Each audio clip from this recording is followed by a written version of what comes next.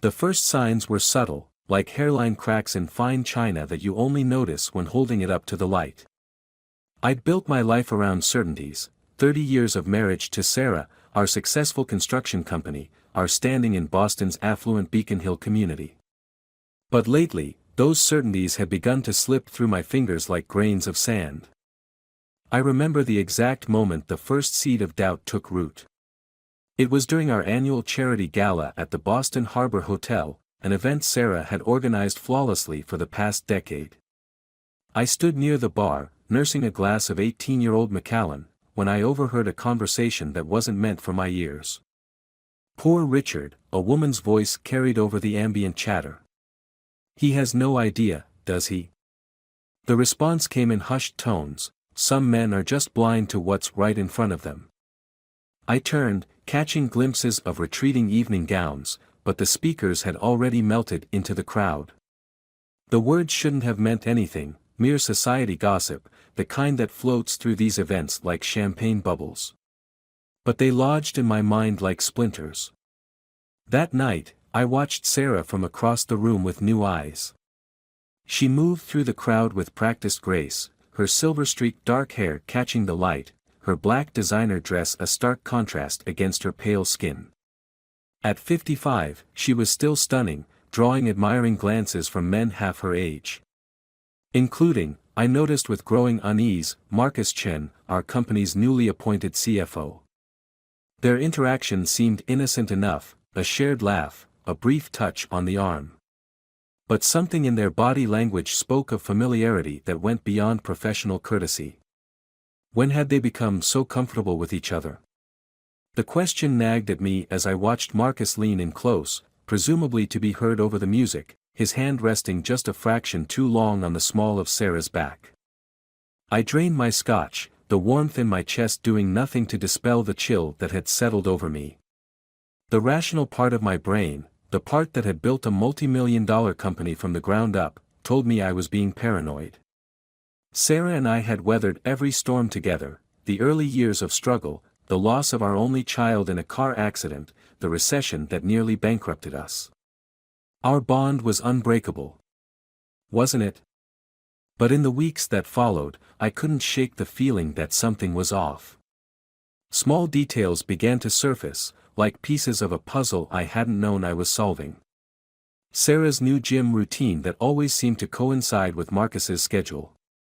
The late-night strategy meetings that could have been handled during business hours. The way her phone would suddenly go silent when I entered the room. I found myself doing things that would have been unthinkable just months ago. Checking her phone when she was in the shower. Looking through credit card statements for suspicious charges. Following her Instagram activity, noting every like and comment exchanged with Marcus. Each action made me feel more pathetic, more desperate, but I couldn't stop. The breaking point came during a routine board meeting. I was presenting our quarterly projections when I noticed Sarah and Marcus exchanging glances. It wasn't anything obvious, just a shared look, a slight smile, but in that moment, something inside me snapped. The numbers on the screen blurred, and I heard my voice falter mid-sentence. "Richard?" Sarah's concerned voice cut through the fog. "Are you all right?" I looked at her, really looked at her, and saw worry in her eyes. Was it genuine concern for my well-being, or fear that I'd finally noticed what had been happening under my nose? The uncertainty was acid in my stomach. "Just tired," I managed, but my hands were shaking as I gathered my papers. That evening, I sat in my home office, staring at the family photos that lined the walls. Sarah and I on our wedding day, young and impossibly happy. The two of us sailing off the coast of Maine. Holiday parties, charity events, moments frozen in time when everything made sense. When had the story in those photos become fiction? A soft knock at the door interrupted my thoughts. Sarah entered, carrying 2 glasses of wine, a peace offering. She sat across from me, her expression unreadable in the dim light. "We need to talk, Richard," she said quietly, and my world tilted on its axis. Before she could continue, my phone buzzed. A text from an unknown number, Mr. Patterson, there are things you need to know about your wife and Mr. Chen. Meet me tomorrow, 2 p.m., at the Common. Come alone. I looked up at Sarah, her face illuminated by the desk lamp, and felt the weight of 28 years of shared history pressing down on my chest. In that moment, I had to make a choice: confront her now with my suspicions, or wait to meet this mysterious informant who promised to shatter what remained of my world. Yes, I said, reaching for the wine glass with a steady hand that surprised me. We certainly do. The grandfather clock in the hallway struck midnight, its deep chimes echoing through our suddenly too large house. Tomorrow, I would discover whether the life I'd built was as solid as I'd always believed, or if it would crumble like a sandcastle at high tide. But tonight, I would sit here with my wife, drink wine, and pretend that the space between us wasn't growing wider with each passing second. Sarah took a sip of her wine, and I caught a glimpse of her phone screen lighting up with a notification. She turned it face down too quickly, but not before I saw the message preview: everything is ready for tomorrow. Sleep eluded me that night, each tick of the grandfather clock a hammer blow against my consciousness. Sarah lay beside me, her breathing too measured, too controlled. Was she also awake, orchestrating whatever awaited me tomorrow? The darkness felt alive with secrets, each shadow harboring another potential betrayal. By morning, I had carved my emotions into compartments, a skill honed through decades of high-stakes business negotiations. The man who kissed Sarah goodbye at 7:30 a.m. was a masterpiece of normalcy, betraying nothing of the storm raging beneath. She touched my cheek, a gesture that once brought comfort but now felt like the kiss of Judas. "We'll finish our conversation tonight," she said, her green eyes holding mine. "There's something important we need to discuss." I watched her BMW disappear around the corner, wondering if she was heading to the office or somewhere else entirely. The urge to follow her was almost overwhelming, but the text message from last night burned in my pocket like a hot coal. 2 p.m. The Common. Answers. The morning crawled by with excruciating slowness. I cancelled my meetings, claiming a migraine, not entirely a lie, given the vice grip of tension around my temples. In my office, I found myself pulling up old photographs on my computer, digital breadcrumbs of a life I thought I understood. Sarah and Marcus appeared in several recent company events, and I studied their positioning with the intensity of a crime scene investigator. Had they been standing too close? Was that smile too intimate? When had I become this person, forensically analyzing pixels for evidence of betrayal? A deeper search revealed something more disturbing. 3 months ago, both Sarah and Marcus had attended a real estate conference in Chicago. Separately, according to the registration records. But a photo from the hotel's Instagram page told a different story. There they were, in the background of a casual lobby shot, entering the elevator together at 11 p.m. My stomach clenched. The conference had been during one of Sarah's solo wellness retreats, a new habit she'd developed over the past year. At 1:45 p.m., I stood at the edge of Boston Common, watching people drift by in their lunch-hour bubbles of normality. The late September air carried the first bite of autumn, and fallen leaves skittered across the pavement like nature's nervous ticks. I'd chosen a bench with clear sightlines in every direction. 2 decades of corporate warfare had taught me the value of strategic positioning. At precisely 2 p.m., a woman in her early 30s approached. She wore business casual attire and carried herself with the careful precision of someone who understood the value of discretion. Without a word, she sat beside me, her eyes fixed on the pond ahead. "Your wife and Marcus Chen have been meeting at the Liberty Hotel every Tuesday and Thursday," she said without preamble. "Room 847. They're careful, but not careful enough." The words hit like body blows, but I kept my face neutral. "You're Marcus's executive assistant," I realized, recognizing her from board meetings. She nodded once. "Rebecca Mills. I've worked for Mr. Chen for 8 months. Long enough to see patterns." She pulled out her phone, tapped quickly, and showed me a series of calendar entries. These are the private meetings he schedules regularly. Notice the correlation with your wife's gym sessions. My hands were steady as I took screenshots, each image another nail in the coffin of my marriage. Why are you telling me this? Rebecca's laugh was bitter. Because Marcus Chen is a predator who destroys everything he touches. This isn't the first time he's done this, Mr. Patterson. At his last company. She hesitated. Let's just say your wife isn't just having an affair. They're planning something bigger. Something that could destroy everything you've built. I felt the ground shift beneath me, the world tilting on a new axis of betrayal. Explain. They're orchestrating a hostile takeover. Your company, your reputation, your legacy, they want all of it. Sarah's been gathering support from key board members for months. Marcus has been cooking the books, creating the illusion of mismanagement on your part. They're planning to force you out at the next shareholders' meeting.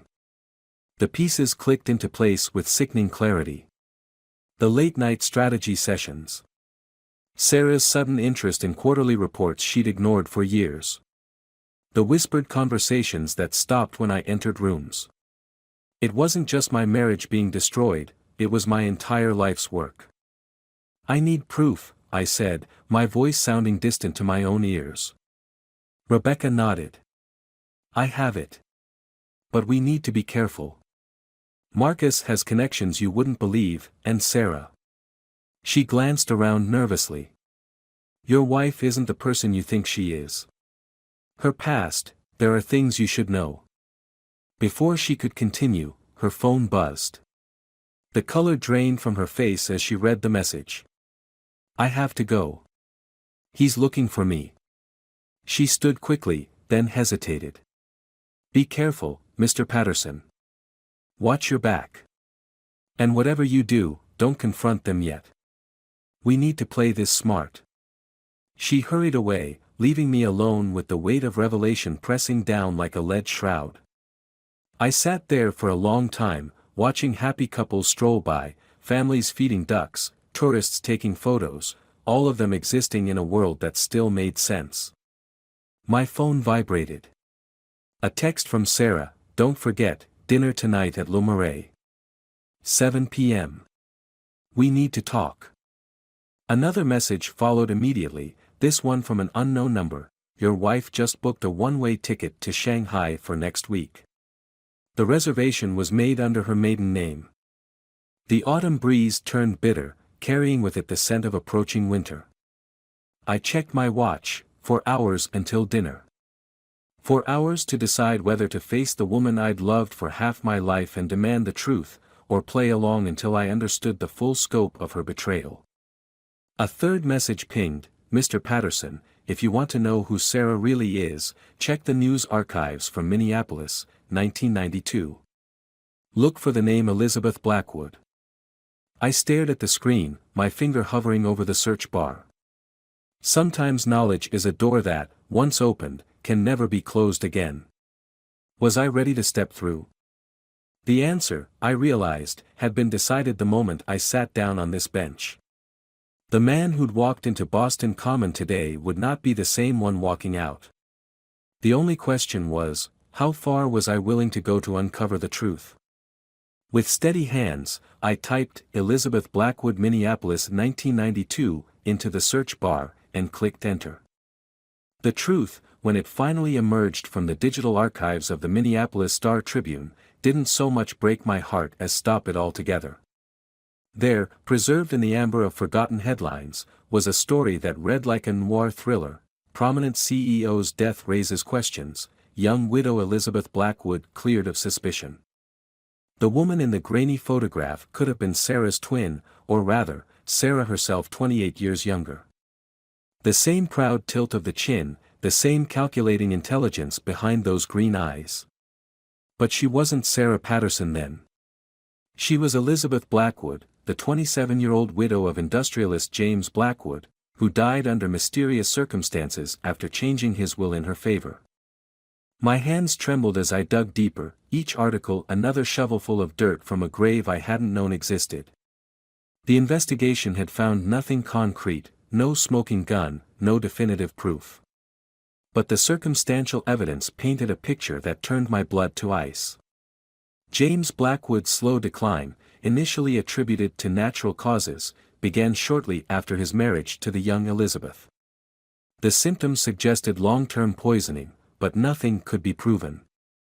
The new widow inherited everything, disappeared with millions, and seemingly vanished into thin air. Until she resurfaced in Boston as Sarah Mitchell, the charming interior designer who stole my heart at a charity auction. The woman who would become my wife, my partner, my everything. I sat in my parked car outside Le Marais, watching the restaurant's front door through a curtain of light rain. The steering wheel under my white-knuckled grip anchored me to reality as my mind spun through 28 years of memories, recontextualizing every moment through this new, horrifying lens. Our first meeting, had she chosen me specifically? The loss of our child, had there ever really been a pregnancy? The business decisions that had placed her in positions of increasing power within our company, had it all been calculated from the start? My phone buzzed, another message from Rebecca. Marcus is meeting with the board tomorrow morning. They're accelerating the timeline. You have less than 24 hours. The rain intensified, drumming against the roof like ammunition.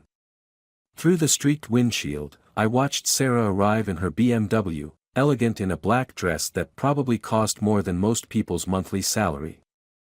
She paused under the restaurant's awning, checking her reflection in the window. Even now, knowing everything, I couldn't deny her magnetism. She'd always possessed that quality, the ability to make everyone in a room gravitate toward her, like planets around a dark star. I thought of James Blackwood, wondering if he'd had similar moments of appreciation for his young wife's beauty even as the poison worked its way through his system. The parallel sent a shiver down my spine. How many cups of coffee had Sarah handed me over the years? How many meals had she prepared with those perfectly manicured hands? My phone buzzed again. This time, it was an email from an encrypted address, containing documents that made my previous discoveries seem tame by comparison. Financial records, offshore accounts, board meeting minutes I'd never seen, a paper trail of betrayal that stretched back years. Sarah and Marcus hadn't just been planning a hostile takeover, they'd been systematically looting the company, siphoning millions into shadow accounts. The evidence was devastating, and absolutely ironclad. But it was the last attachment that truly stopped my breath. A recent photograph of Sarah and Marcus in an intimate embrace, yes, but it was the background that caught my eye. They were in what appeared to be a hotel room, but visible on the desk behind them was a small brown bottle. The same type of bottle I'd once glimpsed in Sarah's purse months ago, when she'd quickly snapped it shut. At the time, she'd claimed it was a new supplement from her health coach. The pieces clicked together with terrible clarity. The occasional bouts of unexplained illness I'd experienced over the past year. The subtle encouragement from Sarah to consider stepping down, to focus on my health. The convenient timing of Marcus's arrival at our company, just as my health issues began. History wasn't just rhyming, it was repeating itself with terrifying precision. A tap on my car window nearly stopped my heart. Sarah stood there, concern etched on her perfect features, holding an umbrella. I hadn't even seen her approach. She motioned for me to roll down the window. "Richard? What are you doing sitting out here in the rain? Are you feeling all right?" Her voice carried that note of loving worry that had always melted my defenses. Now it sent chills down my spine. I forced a smile. "Just finishing up a call. Business never sleeps, right?" She smiled back, but something flickered behind her eyes. Calculation? Suspicion? "No, it certainly doesn't. Shall we go in? There's something important I need to discuss with you." I stepped out into the rain, accepting the shelter of her umbrella. As we walked toward the restaurant, her hand found its familiar place in the crook of my arm. The gesture felt different now, less like affection, more like a spider's delicate touch on its web, testing for vibrations. The maitre d' led us to our usual corner table, intimate and partially screened by a decorative partition. Perfect for private conversations. Perfect for what I now recognized as an execution. "I took the liberty of ordering your usual drink," Sarah said as we settled in. The waiter appeared moments later with my scotch, neat. I watched her watching me as I lifted the glass. "You've always known exactly what I need," I said, letting the crystal catch the light. The amber liquid glowed invitingly. Sarah's smile widened slightly. "That's what marriage is about, isn't it? Knowing each other completely." I held her gaze as I set the untouched scotch back on the table. "Yes, it is. So tell me, Sarah, or should I call you Elizabeth?" The change that came over her face was subtle but profound, like watching a mask slip just enough to glimpse the void behind it. In that moment, I saw the real woman I'd been married to for 28 years, a stranger with my wife's face. She recovered quickly, but her hand trembled slightly as she reached for her wine glass. "I don't know what you're talking about, Richard. Are you feeling all right? You've been acting strangely lately." "Strangely?"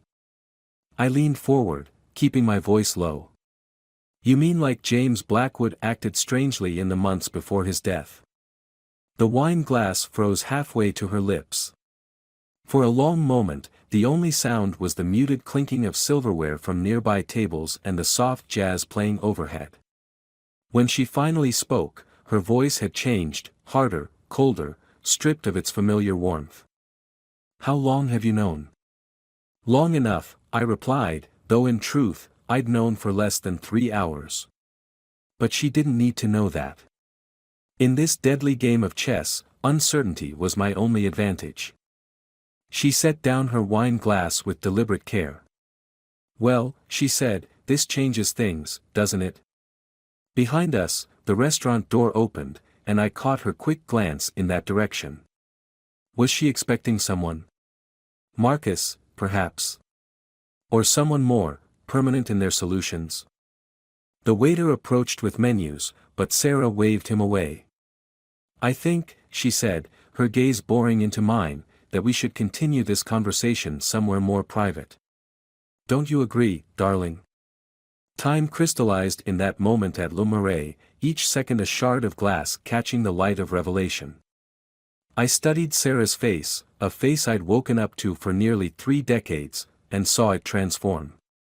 The loving mask she'd worn for years dissolved like sugar in acid, revealing something altogether more predatory beneath. Her eyes, always green as summer leaves, now reminded me of deep water where dangerous things swim. "Of course," I heard myself say, my voice steady despite the earthquake in my chest. "Our car or yours?" A slight smile played at the corners of her mouth. "Mine. You seem tired, darling. Let me drive." The game we were playing had shifted into territory where a wrong move meant more than financial ruin. I thought of James Blackwood, wondering if he'd sensed the noose tightening before it was too late. Had he, too, sat across from those same green eyes, believing he could outmaneuver the predator at his table? Outside, the rain had intensified, turning Boston streets into mirrors that reflected the neon signs in fractured patterns. Sarah's BMW waited like a black panther, water streaming off its sleek surface. As she drove, I watched her hands on the steering wheel, elegant, manicured hands that had touched me with apparent love for 28 years. Hands that had possibly orchestrated 2 husbands' destructions. We weren't heading home. The car glided through the wet streets toward the waterfront, where abandoned warehouses stood like ancient ruins against the storm-dark sky. My phone buzzed in my pocket, probably Rebecca warning me, trying to prevent me from making this journey into the heart of darkness. But there was no turning back now. Sometimes the only way to disarm a bomb is to walk straight toward it. "You're being very quiet, Richard," Sarah observed, her voice carrying that familiar note of concern that I now recognized as artifice. "No questions about Minneapolis? About James? Would you answer them truthfully?" Her laugh was like broken glass wrapped in silk. After all these years, I suppose I owe you that much. What would you like to know? Did you love him? Like you claim to love me? The BMW slowed, turning into a massive parking structure that served one of the converted warehouse complexes. Empty at this hour, the concrete cavern amplified the sound of our tires and the steady drum of rain. Love, Sarah mused, steering us deeper into the structure's shadows. Such a simple word for such a complex thing. Did I love James? Perhaps, in my way. Did I love you? She stopped the car, killing the engine. In the sudden silence, I could hear both our breathing. I loved what you represented, Richard. The chance to build something lasting. To be more than just another pretty gold digger with a limited shelf life. So everything was a lie. 28 years of marriage, building a life together, grieving our lost child. Not everything. She turned to face me, and for a moment, I caught a glimpse of genuine emotion in her eyes. The baby was real. That loss was real. And some moments were real too. But life is about survival, Richard. You built your empire through careful strategy and calculated risks. I built mine the same way. We're not so different. I never planned anyone's murder. Her smile was almost pitying. No. What about the Thompson contract in '98? That family business you absorbed, the owner had a heart attack when you forced them into bankruptcy. His son committed suicide. Your hands aren't exactly clean, darling. The truth in her words stung like a slap. I had justified those actions as business necessities, collateral damage in the pursuit of success. Was I really so different from the woman beside me? Why now? I asked. Why not take everything years ago? Timing, my love. The market, the board composition, Marcus's expertise with creative accounting, everything aligned perfectly. And she paused, reaching into her purse. Your convenient health issues were progressing right on schedule. My pulse quickened as her hand emerged holding a small brown bottle. The same one from the photographs. How long have you been poisoning me? Oh, Richard. She sighed, turning the bottle in her fingers. Always so direct. No subtlety. That's why we worked well together, your blunt force, my finesse. She set the bottle on the dashboard. 11 months, if you're curious. Small doses, nothing traceable. Building up gradually. The board already thinks you're suffering from early onset dementia. Marcus has been very helpful in documenting your recent, erratic behavior at meetings. Lightning flashed outside, illuminating the empty parking structure in stark bursts. In those strobing moments, I saw movement in the shadows behind our car, dark figures emerging from a black SUV that had pulled in silently behind us. Marcus's security team, Sarah explained, noting my attention. Very professional. Very discreet. They're here to help explain your tragic accident, a confused man wandering into a dangerous area late at night, falling from the upper level of an abandoned parking structure. Such a shame, really. The board will be devastated. My hand inched toward the door handle, but Sarah's next words froze me in place. I wouldn't, darling. Not unless you want Rebecca to have an equally tragic accident. She's been very helpful, hasn't she? Feeding you information, playing the concerned whistleblower. But did you ever ask yourself why she suddenly decided to help you?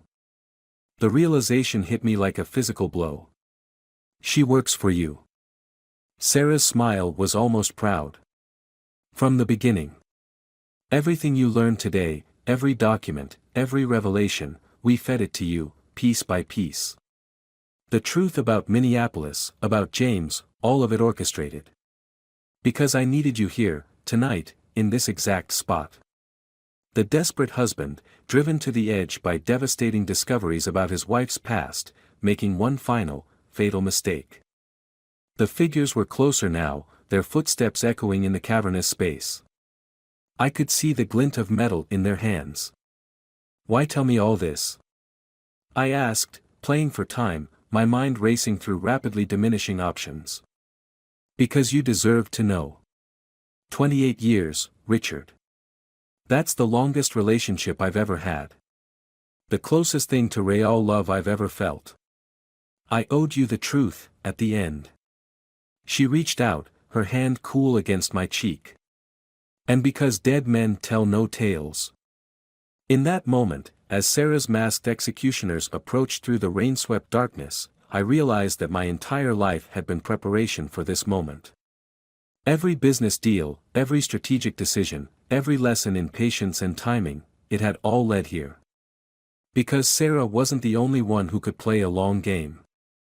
My hand moved toward my jacket pocket, where my phone had been recording every word of our conversation. Sarah's eyes widened slightly as she noticed the movement, but her reaction wasn't what I expected. Instead of alarm, her smile grew wider, more triumphant. "Oh, darling," she purred, "did you really think I wouldn't anticipate that?"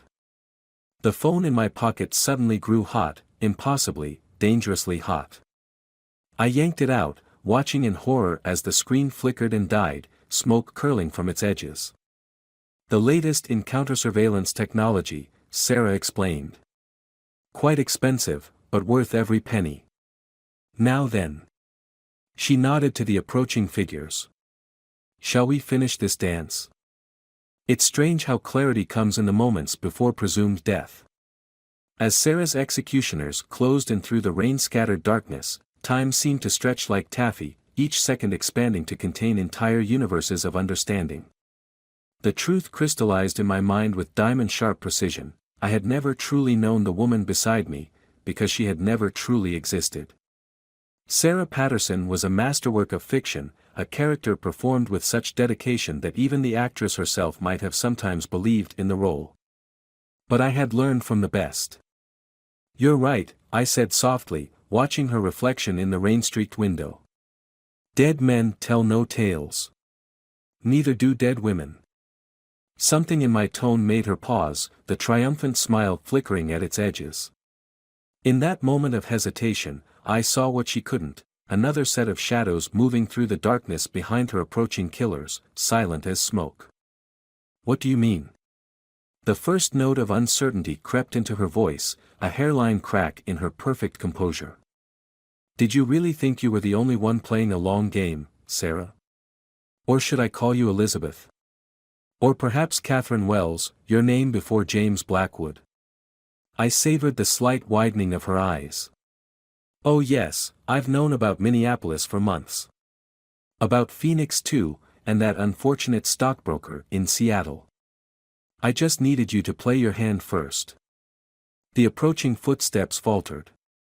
In the lightning-stroked darkness, new figures emerged, members of my private security team, the ones I'd hired 6 months ago when the first threads of suspicion began to unravel. They moved with military precision, surrounding Sarah's men before they could react. "Impossible," Sarah whispered, but I could see the calculations running behind her eyes, reassessing every interaction of the past year. "Rebecca was working for you, yes. And for me. Amazing what people will reveal when they think they're the ones doing the manipulating." I turned to face her fully. "Did you really think I wouldn't investigate after that first overheard conversation at the gala? That I wouldn't start pulling threads, following the breadcrumbs back through time? I'm a builder, Sarah. I know that before you can tear something down, you need to understand its foundation." Her hand moved toward her purse, but I was already ahead of her. "Looking for your phone? The one that would signal Marcus to start the financial transfers? He's a bit indisposed at the moment. Probably having an interesting conversation with the FBI about creative accounting practices." The sound of scuffling behind us marked the quiet efficiency of my team subduing her security detail. Sarah's face had gone pale, but her eyes burned with a fierce intelligence I had always admired, even now. "Everything you built," she said, her voice tight with fury, "I helped build it. Without me. Without you, I wouldn't have learned the most valuable lesson of my life. I leaned closer, close enough to smell her familiar perfume, Chanel No. 5, her signature for 28 years. You taught me that true power lies not in what you show, but in what you keep hidden. Thank you for that. A harsh laugh escaped her. So what now? You turn me over to the authorities. Let them dig up James's body, run modern toxicology tests. You'll still lose everything once the scandal breaks. The company, your reputation. No, my dear. That's what you would do, create a spectacle, salt the earth. I smiled, and for the first time, I saw real fear in her eyes. I learned from a better strategist. Everything is already done. The offshore accounts you and Marcus set up. Transferred back, with paper trails showing his embezzlement. Your carefully documented evidence of my mental decline. Discredited by top neurologists. The board members you turned against me. Provided with proof of Marcus's corruption. As far as the world is concerned, you're about to be the tragic victim of a man's desperate attempt to hide his crimes. Understanding dawned in her eyes. Marcus will be found in his penthouse tomorrow, an apparent suicide, with a detailed confession outlining how he manipulated and seduced you, using you as an unwitting pawn in his scheme. The evidence will be quite convincing. Including, of course, the poison he'd been secretly administering to me through a corrupt pharmacist, who, by the way, rolled over quite quickly when faced with federal charges. They'll never believe. They'll believe what the evidence tells them to believe. That's another lesson you taught me.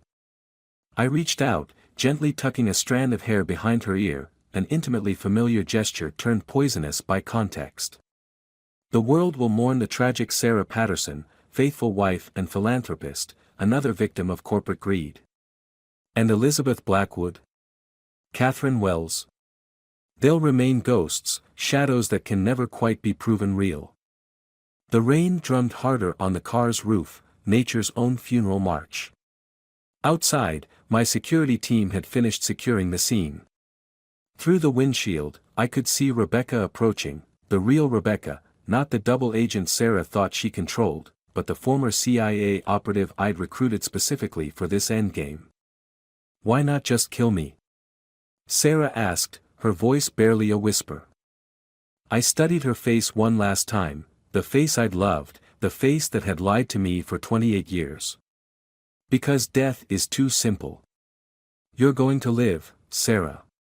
Live to watch everything you built, every identity you crafted, every scheme you planned, turn to smoke and blow away on the wind.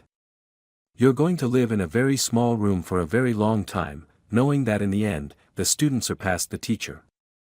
Lightning flashed again, illuminating tears in her eyes. Real tears? Or one final performance? In the end, I supposed it didn't matter. You know what the real tragedy is? I said, as Rebecca opened the car door. In another life, we could have been magnificent together. If any of it had been real. For a moment, something like genuine regret crossed her face. Then the mask slipped back into place, smooth and impenetrable as ever. But as the federal agents led her away into the rain-swept night, I caught one last glimpse of the woman I'd married, not Sarah or Elizabeth or Catherine, but the brilliant, ruthless survivor underneath all the facades. She turned back, just once, and smiled, a real smile, perhaps the first truly genuine expression I'd seen from her in 28 years. It was real, she said softly. Just not in the way either of us expected. I watched until she disappeared into the waiting vehicle, feeling the weight of decades lifting from my shoulders like a shed skin. Tomorrow would bring its own challenges, press conferences, board meetings, the carefully orchestrated revelation of Marcus's suicide and confession. But for now, I stood in the rain and let it wash away the last traces of the man I'd been, the man who had loved a ghost. The next chapter of my life was about to begin, written not in the ink of naive trust, but in the indelible mark of hard-won wisdom. And somewhere in the distance, thunder rolled like applause for the final act of a tragedy 28 years in the making. 6 months after that rain-soaked night in the parking structure, I stood at the floor-to-ceiling windows of my penthouse office, watching winter sunset paint the Boston skyline in shades of amber and gold. The city sprawled beneath me like a circuit board of lights and shadows, each glowing point representing lives being lived, stories unfolding, truths and lies interweaving in the eternal dance of human connection. The evening news played silently on the wall-mounted screen behind me, showing yet another replay of Marcus Chen's suicide scene.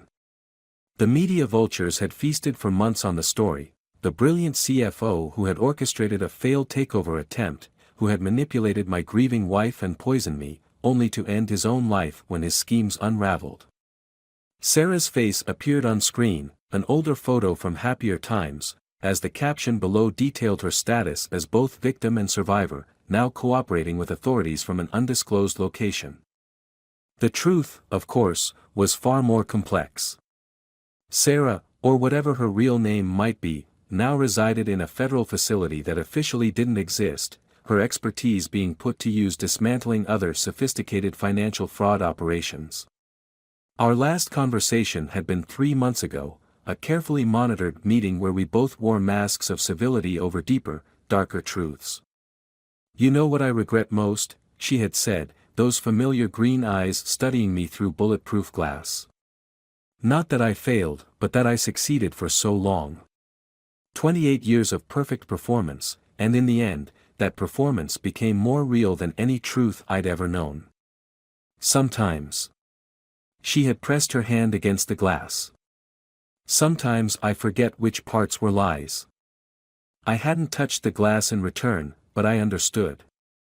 The line between performance and reality blurs when you've lived a role for so long. In destroying her carefully constructed world, I had also demolished the comfortable illusions of my own life. The man who had loved Sarah Patterson had died in that parking structure, replaced by someone harder, wiser, and infinitely more alone. The company had not just survived but thrived in the aftermath. The board, horrified by Marcus's betrayal and shamefaced at their own manipulation, had rallied behind me. Our stock had soared as I implemented aggressive reforms and expansion plans that I'd been secretly developing during those months of playing the declining, poisoned executive. The world loves a phoenix story, after all, the triumphant return of the betrayed husband and businessman, rising from the ashes of tragedy to even greater heights. The irony was exquisite. In teaching me to be more like her, Sarah had engineered her own downfall. She had shaped me into someone capable of beating her at her own game, a master of masks and long-term strategy. Her greatest con had created her perfect nemesis. A soft knock at the door interrupted my reverie. Rebecca entered, carrying a manila envelope. She had officially joined the company as head of security, her CIA background now an asset rather than a secret. "The final reports from the forensic accountants," she said, placing the envelope on my desk. "All of Marcus's hidden accounts have been traced and recovered. The last loose ends are officially tied up." I nodded, but kept my gaze on the city below. "And our other project?" "The background check on James Blackwood's first wife is complete. She's alive, living under an assumed name in Vancouver. And sir." Rebecca paused, choosing her words carefully. "She had a daughter. Born 7 months after James's death." The implications hit me like a physical blow. A daughter. Sarah's daughter. The child she had claimed to lose in our marriage. Had that grief been real, fueled by the memory of a child she had abandoned in her flight from Minneapolis? "She's 29 now," Rebecca continued. "Recently divorced, working as an art therapist. She has no idea about her mother's true identity." "Should we?" "No," I said firmly, finally turning from the window. "Some ghosts should stay buried. Some truths are too sharp to touch." Rebecca nodded and withdrew, leaving me alone with the weight of this new knowledge. Outside, snow had begun to fall, each flake catching the light like a tiny star before disappearing into the gathering darkness. I thought of Sarah in her hidden prison, spinning new webs for the government instead of herself. I thought of her daughter in Vancouver, living an honest life untouched by her mother's poison. And I thought of myself, standing in this tower of glass and steel, master of an empire built on the foundation of a beautiful lie. The computer on my desk chimed softly, a reminder of tomorrow's board meeting. Business continued, life moved forward, the world spun on its axis unaware of the deeper currents that shaped its flow. I had won, yes, but victory tasted different than I had imagined. Not sweet, not bitter, but complex and layered like aged scotch, burning even as it warms. My phone buzzed with a text from an unknown number. The student has become the master. I'm proud of you, my love. I deleted the message without replying. Sarah would find no cracks in my armor now, no weakness to exploit. The man who had loved her was gone, replaced by someone of her own making, a man who understood that love and lies could share the same face, that trust was a weapon as sharp as any blade. The snow fell harder outside my window, blurring the city lights into a soft impressionist painting. Somewhere out there, countless dramas of betrayal and redemption were playing out in other lives, other hearts. But my drama had reached its final act, and the curtain had fallen on the greatest performance of all, the 28-year dance of two master manipulators, each creating and destroying the other in an endless cycle of love and deception. I pressed my hand against the cold glass, watching my reflection ghost over the cityscape below.